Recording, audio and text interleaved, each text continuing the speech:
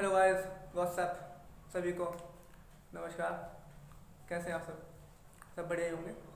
अच्छा, जो आज का हमारा टॉपिक है वो है क्या, international trade institutions and agreement as you can see. ठीक है, तो वीडियो स्टार्ट करने से पहले एक कोट दिमाग में आया, वो है कि every moment is a fresh and new beginning. So let's go and one more thought, that is whatever you can do or dream what you want to do, just begin it। यानी कि जो आप चाहते हैं वो start करें। आप जानते ही हैं, तो स्टार्ट करते हैं। अच्छा, लेट्स कूल अप, माइंड बिल्कुल हटा दे, हर जगह से डाइवर्ट कर दे, क्योंकि आज का वीडियो है बहुत ही इंपॉर्टेंट है। आई नो पसंद आए ना आए, लेकिन समझ आनी चाहिए। अगर समझ आएगी तो पसंद अपने आप आ जाएगी, कॉमन सी बात है। स्टार्ट करते हैं। आज का टॉपिक है international trade institutions and agreement. इसमें हम बेसिकली बात करते हैं इंपॉर्टेंट की। आपने नाम सुना होगा, पहला world bank, next IMF, next WTO। आज हम इनका डिटेल स्टडी करेंगे कि इनका इतिहास क्या है। अच्छा, आज तक बहुत थ्योरीज पढ़ ली आपने, थ्योरीज बहुत पढ़ ली, बुक्स बहुत पढ़ ली। अब मेमोरी लेवल से उठ के थोड़ा आते हैं अंडरस्टैंडिंग लेवल पे, समझते हैं वाकई में क्या है। क्योंकि अगर आज आपने समझ लिया तो आप कभी नहीं बोल पाओगे, आई एश्योर यू। चलिए स्टार्ट करते हैं। रटना नहीं है, समझना है। पहली बार समझ रहे हैं, आराम से कूल होके, कूल, लेट्स गो स्टार्ट। इसमें सबसे पहले आता है आपका वर्ल्ड बैंक,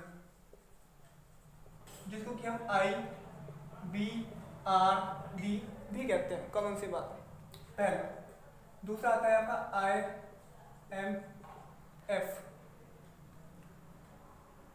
तीसरा आता है आपका WTO, जो मेन है। अब क्वेश्चन ये उठता है कि यही क्यों बने, और वही क्यों नहीं बने, कि ये कैसे बने। तो let's start from the beginning. हुआ क्या था, जब पहला वर्ल्ड वॉर हुआ ड्यूरिंग 1914 टू 1919, और जब सेकेंड वर्ल्ड वॉर हुआ ड्यूरिंग 1939 टू 1945, तो बहुत नुकसान हो चुका था। वॉर में बहुत नुकसान हुआ कंट्रीज का। तो 3 मुद्दे ऐसे थे जो कि मेन थे। गौर से सुनिएगा, 3 मुद्दे। दैट इज, पहला था कि जो जहाँ पे वर्ल्ड वॉर हुआ वो कंट्रीज बिगड़ चुकी थी, वहाँ पे कोई डेवलपमेंट वर्क नहीं हो रहा था। सेकेंड वन, कि आपस में कंट्रीज में ट्रेड बिल्कुल लो हो गया। थर्ड वन, कि कोई एक्सचेंज रेट नहीं रहा, that is stabilization of exchange rate नहीं रहा। तो 3 दिक्कत बेसिकली थी। I repeat once again, I write on black white board, that is, अब है मेन चीज, ध्यान से सुनना, ठीक है। पहला है कि क्या था,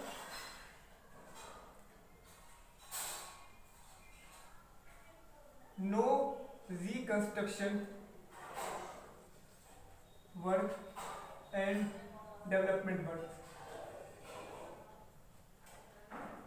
पहला। दूसरा कि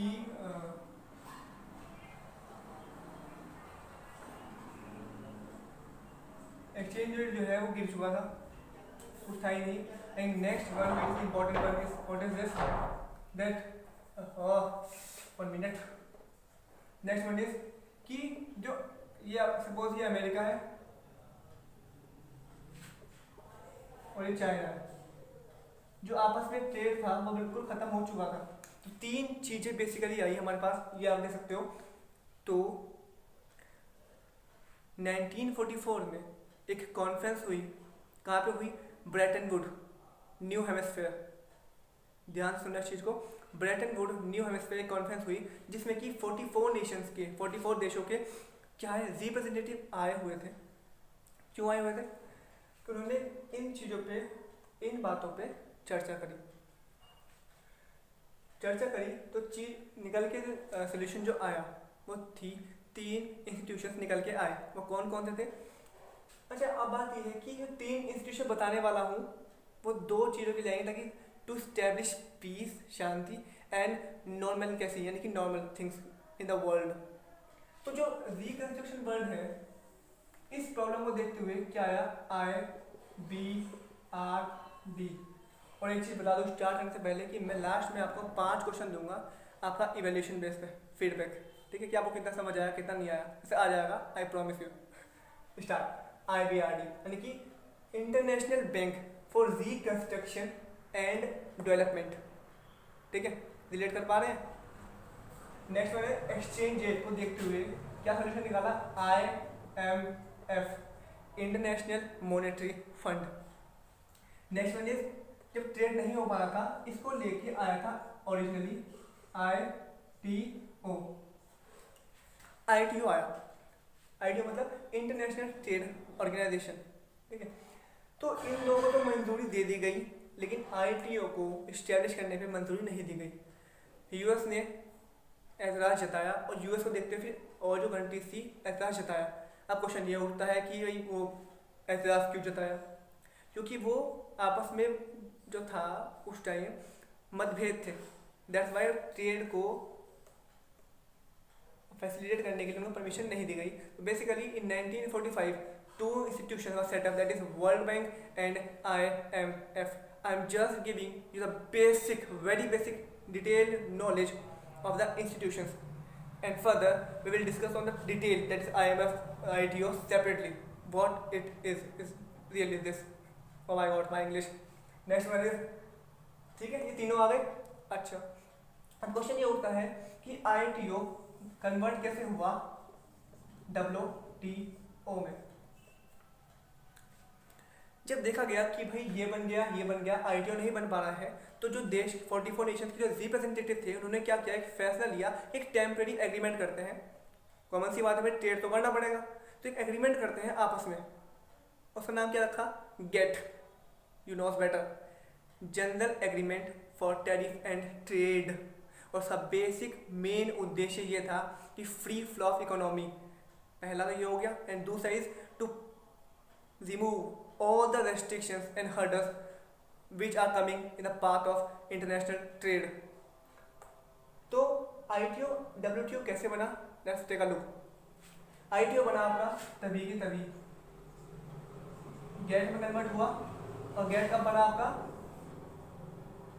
1 जनवरी 1948 में।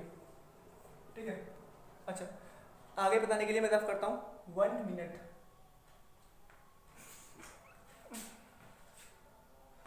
करते हैं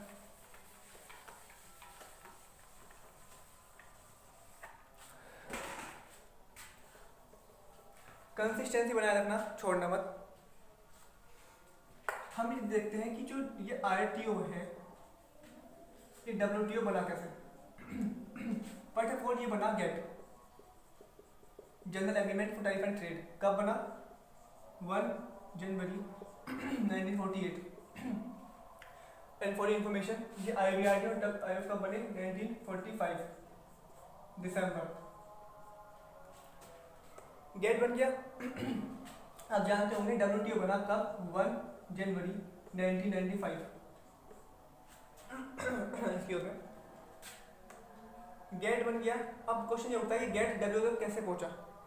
गेट और WTO में बेसिक डिफरेंस ये है कि एक टेम्परेरी एक एग्रीमेंट है और वो एक परमानेंट इंस्टीट्यूशन है।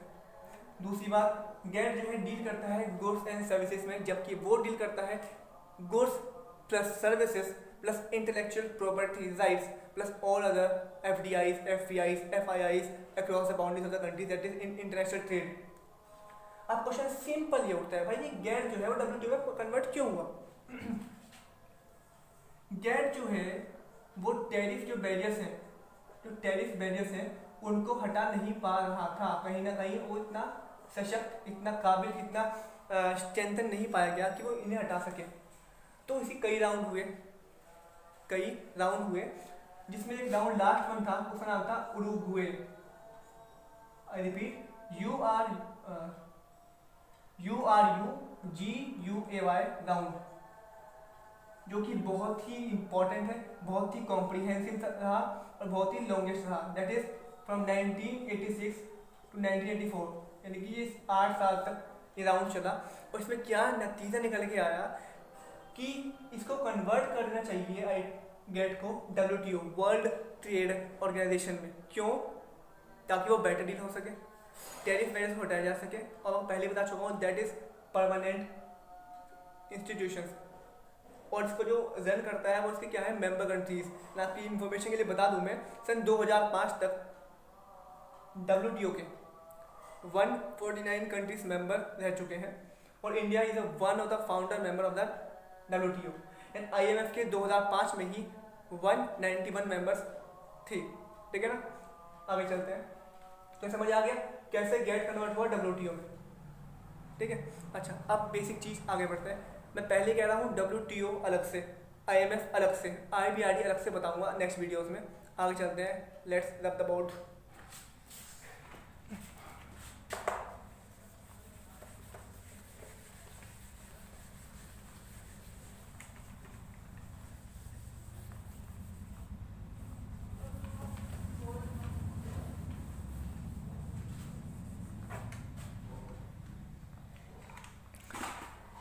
जैसे कि आप देख रहे हैं कि IBRD, world bank IBRD full form international bank for reconstruction and development. इसने अपनी सब्सिडरीज इस्टेब्लिश करी, दैट्स वी कॉल, पेपर में आता है world bank group. I repeat, world bank group 5 है, मैं लिखता हूँ। पहला है आपका वही IBRD, इस तरह से करना है। दूसरा है आपका IDA, थर्ड है आपका MIGA, MIGA, फोर्थ है आपका IFC, आपका फिफ्थ है ICSID। वर्ल्ड बैंक ने अपनी 5 सब्सिडीज इस्टेब्लिश करी, 5 उंगलियां हैं, 5। ठीक है, पहला समझिएगा वर्ल्ड बैंक। दूसरा है IDA, अच्छा सन लिखता हूँ, 1944, 1960, 1988, 1956 एंड 1966। अब ये क्यों स्टैब्लिश करें, let's take a look. IBRD समझिएगा आप कि suppose, let me more clarify you, suppose कि ये घर है, अब लड़ाई झगड़े हुए, वॉर हुआ, तो ये घर जो है टूट के बिखर गया, जो घर जो है ये टूट के बिखर गया। तो वर्ल्ड बैंक का काम क्या था बेसिकली, कि कंट्रीज को उठाना, यानी कि अपनी इकोनॉमी को उठाना, रिकंस्ट्रक्शन मतलब कि दोबारा स्टैब्लिश करना, एंड डेवलपमेंट यानी कि एक प्रॉस्पेरिटी का काम करना। इसलिए IBRD का ये मेन मकसद है। नेक्स्ट है IDA, यानी कि international development association. 1 minute. International development association, ये आया 1960 में। और क्यों आया, इसको दूसरा नाम है, पेपर में आता है soft loan window of world bank, यानी कि IBRD जो है वो लोन देता है और लोन ये भी देता है। तो फर्क क्या है, IBRD चार्ज करता है इंटरेस्ट रेट्स कमर्शियल यानी कि हाई रेट में, जबकि IDA को क्या कहा गया, सॉफ्ट विंडो, यानी कि ये जो IDA है ये लोन देता है कम रेट पर। नेक्स्ट है MIGA, multinational international guarantee agency, यानी कि ये कहता है सपोज अमेरिका ने इंडिया में पैसा लगा दिया, तो इन्वेस्टर्स को पैसा डूबने का डर रहता है। तो जो MIGA इंस्टीट्यूशन इसलिए बनाया गया है ताकि वो उसको अश्योर कर सके क्या, कि भाई आपका पैसा नहीं डूबेगा, एक तरीके से इंश्योरेंस प्रोवाइड करना, फैसिलिटेट करना, प्रोमोट करना। I repeat, multinational international guarantee agency, ठीक है, 1988। नेक्स्ट है IFC 1956, इंटरनेशनल फाइनेंस कॉर्पोरेशन। ये क्यों आया, ये भी लोन देने के लिए आया, लेकिन for private sector industries, one of the biggest institution, and you know better कि इसकी अपनी अलग स्टैट्यूटरी ऑर्गेनाइजेशन है। लेकिन एक चीज़ खास बात कि जो इसका मेंबर बनता है वो अपने आप IBRD का मेंबर बन जाता है। नेक्स्ट है ICSID, घबरा मत, बहुत सिंपल है, international council for settlement of investment dispute, यानी कि जो आपस में जो कंट्री ट्रेड करती है तो आपस में लड़ाई झगड़े होते हैं, कुछ बैलेंस पेमेंट की दिक्कत होती है, डेफिसिट होता है, कुछ भी प्रॉब्लम हो उसको सॉर्ट आउट करने के लिए एक प्लेटफॉर्म बनाया गया। प्लेटफॉर्म का नाम क्या रखा, ICSID, और ना कब आया, 1966 में। तो ये आपकी बेसिक इन्फॉर्मेशन है जो आपको पता होनी ही चाहिए। बुक में आप कई बार पढ़ चुके हैं, बुक में मैंने ही पढ़ा है, बुक से बढ़िया कुछ नहीं होता, कोई नोट फोटो अच्छे नहीं होते, बुक ही मेन चीज़ है। तो लेकिन आज हम बात करते हैं कि इस चीज़ को समझने की, भले ही वीडियो लंबी हो गई लेकिन अगर आपने समझ लिया तो आपके दिमाग में चीज़ बैठ जाएगी। ठीक है। अच्छा, तो आपको समझ आया। तो आपको पहला क्वेश्चन आपको मैंने कहा था, पहला क्वेश्चन क्या दे रहा हूँ मैं आपको, पहला क्वेश्चन ये है कि सॉफ्ट लॉन्च विंडो किसे कहते हैं। दूसरा, गेट कब आया, आंसर देना कमेंट में।